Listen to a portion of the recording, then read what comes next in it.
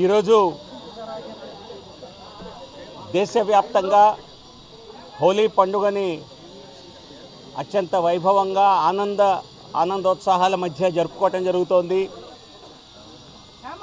దేశంలో అన్ని వర్గాల వారు ఎటువంటి క్లాస్ విభేదం లేకుండా, వర్గ విభేదం లేకుండా, కులాలకు అతీతంగా, మతాలకు అతీతంగా, పెద్ద చిన్న అన్న వ్యత్యాసం లేకుండా అందరూ జరుపుకునేటువంటి ఏమాత్రం ఖర్చు లేని పండుగ హోలీ పండుగ. చాలా మన రాష్ట్రంలో కొద్దిగా హోలీ పండుగని ఇంకా పెద్ద స్థాయిలో జరుపుకోవటం లేదు. దానికి అదేదో ఇతర ప్రాంతాలకు చెందిన పండుగని కొంతమంది అనుకునేటువంటి పరిస్థితి ఉంది. కానీ నిజం చెప్పాలంటే నేను ఢిల్లీలో ఉన్న అనేక సంవత్సరాల్లో గమనించింది ఏంటంటే, అత్యంత ఆనందాన్ని ఇచ్చే పండుగల్లో హోలీ పండుగ ఒక ప్రధానమైన పండుగ. శీతాకాలం నుంచి వసంతకాలంకి కాలం మారేటువంటి సమయంలో అందరూ అన్ని వర్గాల వారు జరుపుకునేటువంటి ఆనందకరమైన పండుగ. సో కాబట్టి ఇక్కడ కూడా ఈ ప్రాంతంలో కూడా నేనైతే చూశాను, చిన్నపిల్లలైతే సంవత్సరం మొత్తం వారు అన్ని పండుగల్లో ఎంత ఎంజాయ్ చేస్తారో ఒక్క హోలీ పండుగ నాడే అంత ఎంజాయ్ చేస్తారు.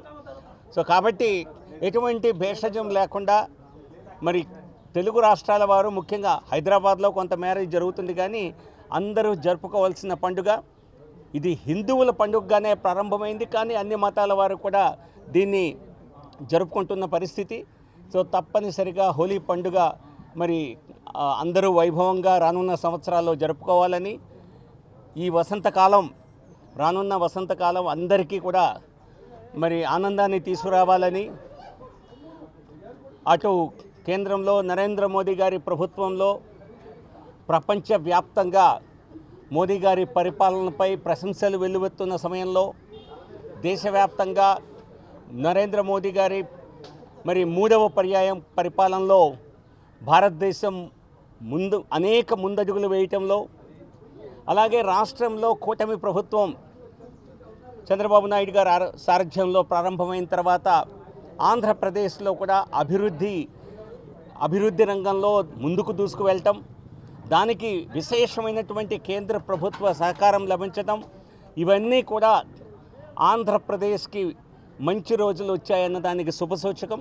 సో ఖచ్చితంగా రానున్న 4 సంవత్సరాల్లో ఆంధ్రప్రదేశ్ మరి విశేషమైనటువంటి అభివృద్ధిని సాధించి, మరి విభజన తర్వాత రాష్ట్ర ప్రజలైతే మేము కోల్పోయామనుకున్నారో అటువంటి ఆలోచన నుంచి ముందుకి అభివృద్ధి పదంలో దూసుకుపోయే విధంగా రానున్న 4 సంవత్సరాల్లో కేంద్ర ప్రభుత్వ రాష్ట్ర సహకారాల ప్రభుత్వాల సమన్వయంతో అది అవుతోందని తెలియజేస్తూ నమస్కారం. జై హింద్, భారత్ మాతా కీ జై.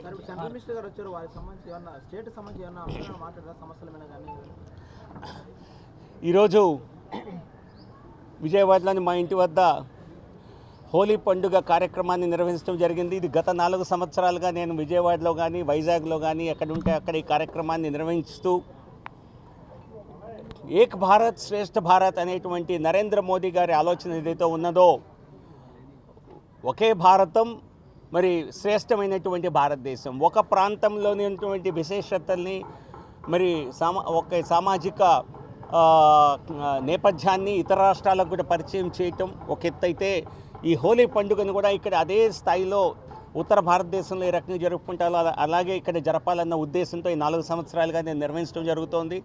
ఈరోజు కార్యక్రమానికి మా ఇంటి వద్ద ఈ కార్యక్రమానికి నగరంలో పర్యటిస్తున్నటువంటి కేంద్ర న్యాయశాఖ మంత్రి శ్రీ అర్జున్ రామ్ మేఘ్వాల్ గారు వారు ముఖ్య అతిథిగా రావటం జరిగింది. అలాగే మా రాష్ట్ర అధ్యక్షురాలు రాజమండ్రి ఎంపీ శ్రీమతి పురంధేశ్వరి గారు కూడా ఈ కార్యక్రమానికి ముఖ్య అతిథిగా హాజరవటం జరిగింది. ఇందులో ఇది పూర్తిగా పండుగ నిర్వహణకు తప్పితే ఇక్కడ రాజకీయ అంశాలు ఏవి పెద్దగా మేము చర్చ చేయలేదు. సాధారణంగా మా కేంద్ర నాయకులు ఇక్కడికి వచ్చినప్పుడు రాష్ట్ర స్థితిగతుల గురించి చర్చిస్తారు. వారికి సంబంధించినటువంటి శాఖలకు సంబంధించి కొన్ని విషయాల్ని మరి మా ఆలోచనలను కూడా వారితో పంచుకోవటం జరిగింది. అంతకు మించి పెద్దగా ఇక్కడ రాజకీయాలు ఏమీ చర్చించలేదు. సో మరొక సందర్భంలో రాజకీయ అంశాలపై మీతో మాట్లాడే ప్రయత్నం చేస్తాను. సో ఈరోజు మాత్రం కేవలం హోలీ పండుగ జరుపుకోవటానికే మిమ్మల్ని అందరినీ ఇక్కడికి ఆహ్వానించడం జరిగింది. మీ అందరికీ, ప్రేక్షకులందరికీ హృదయపూర్వక హోలీ శుభాకాంక్షలు.